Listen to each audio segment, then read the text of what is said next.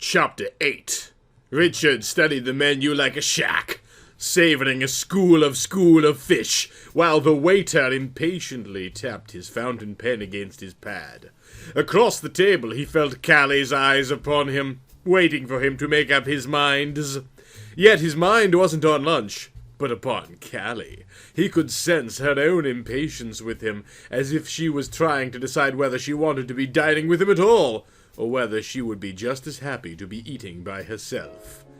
"I'll take the filet mignons," he said. "Rare, please, and with the garlic mashed potatoes. And to start, perhaps the New England clams chowder." He briefly consulted the wine list. "And perhaps a bottle of Riesling, please. 1999 vintage." "Very good, sir." The young waiter, whose name tag said his name was Frederick, and who sported a pencil-thin moustache, studiously jotted it all down. "Let me take your order, jot it down." Then turned to Kelly. "And for you, madame, may I recommend the calamari soufflé? It's in a season." "Yes, I think so," she said stiffly. "And the chef salad to start, but hold the dressing, please." "As you wish, madame." Frederick clicked his pen, then moved off into the hustle and bustle of the restaurant. Le Bonhomie was busy today, busier than usual. Richard ate here often, usually with other Peachtree Street brokers, who he was trying to get info from about deals they were making. It was one of the best, most fashionable bistros in Atlanta, which is why he liked it so much. The service was superb, and the food was pretty good too.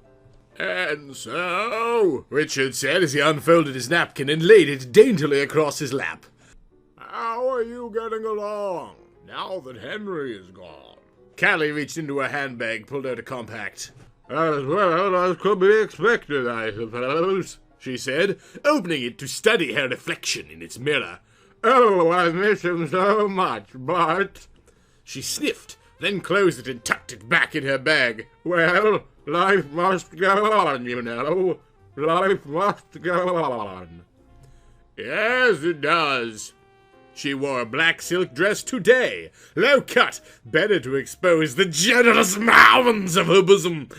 Callie was a fine-looking woman, Richard had to admit, and the dress left little to his teeming imagination.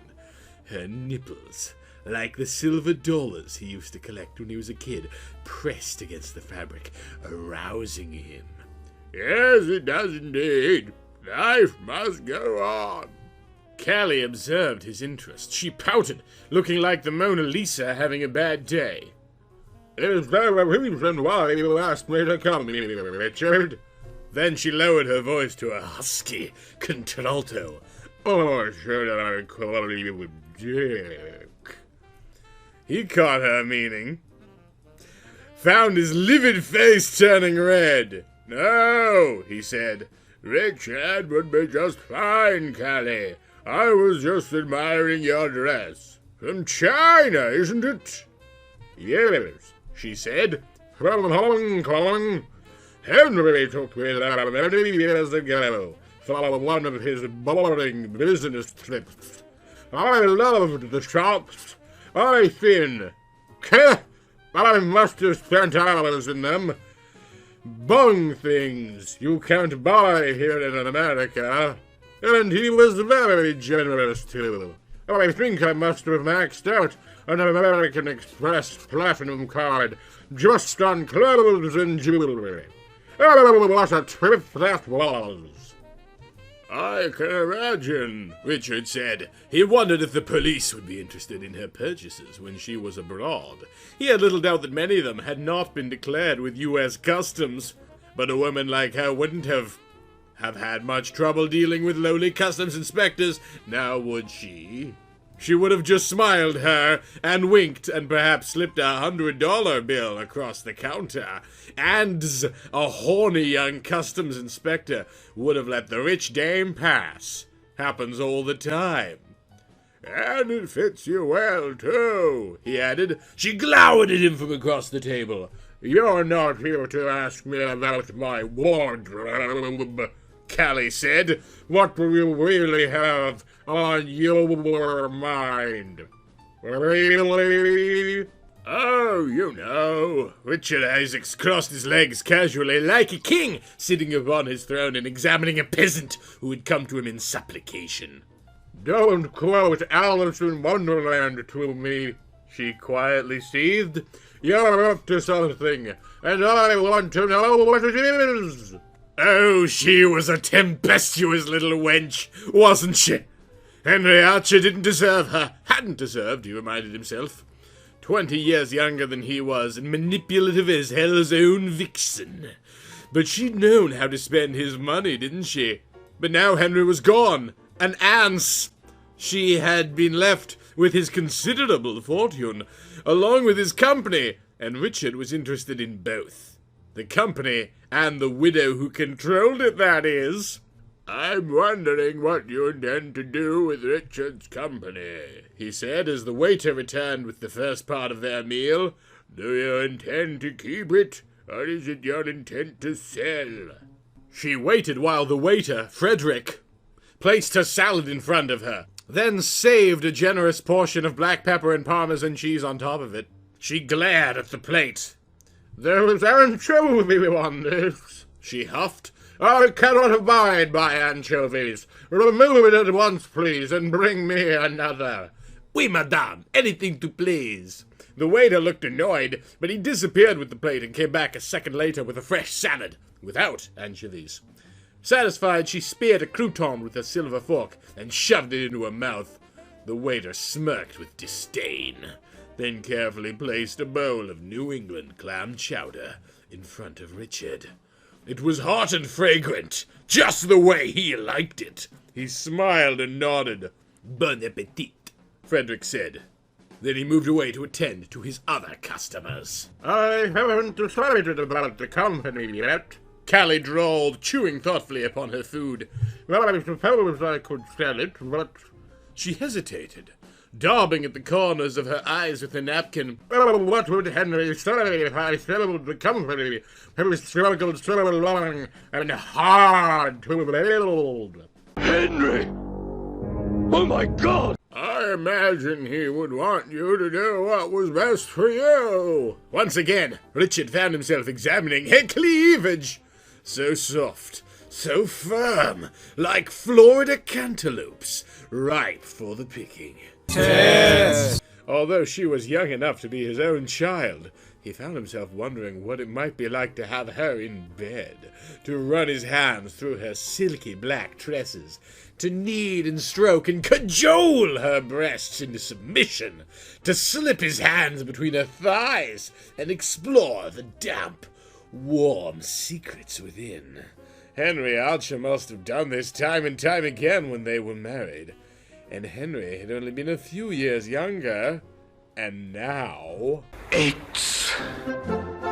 No, he couldn't. Once more, Richard found himself becoming aroused, and he fought to keep his mind on the immediate problem at hand. "You can do this," he said, idly stirring the bowl of chowder. "But the company stock put on the open market now could fetch quite a high price. Perhaps even 10 times as much as it's presently worth on the New York exchange. You could be very rich." "I'm already rich," Callie said, but there was a flash of avarice in her dark eyes as they rose to meet his. 10 times as much, you say? Surely you jest." "I'm not joking." And don't call me Shirley. "Have you seen today's The Wall Street Journal? The story about Henry's car crash has sent the prices through the ceiling. The NASDAQ itself is running wild. It's the talk of the town." Richard stared back at her. "The time to sell is now, Callie, and I'd only too pleased to help, if only you'd let me." Her breasts heaved against the taut fabric of her black dress. Yes! And again his eyes fell to them. Yes, she would be grateful. And once she had properly expressed her gratitude, perhaps his friends in the police department would be grateful to him. Henry's tragic car accident had been too convenient, too swift. Callie Archer had more secrets than what she had hidden beneath her Victoria's Secret lingerie. And all he needed to do was to get at them, and he would be... A dark shadow falls across the table, and a new voice interrupted them. "Pardon me," it said, "but is this seat taken?" Richard jerked his head up, peered at the uninvited intruder. Bruce Lucent, the software developer. Young, handsome, well known around Atlanta for the software he developed. What was he doing here? "I couldn't help but overhear," Bruce said, as if in answer to the unasked query. "Callie, I'm so sorry to hear about Henry's death. He meant so much to the rest of us." "Henry! I didn't know you knew him well." Richard couldn't help but notice how Callie's eyes roved over him. Bruce was younger even than Callie, yet even despite the auto accident he'd suffered, his body was lean and trim with a youthful verve that Richard could barely remember. "Please, have a seat. We just ordered." "Why, thank you. I think I will." Bruce moved to the empty chair at the table and snapped his fingers for the waiter. "Garcon! A menu, please!" "Oui, at once, monsieur." And as the waiter hurried away to fetch a board for the unexpected interloper, Richard realized that the plot had thickened indeed. Georgia on my mind.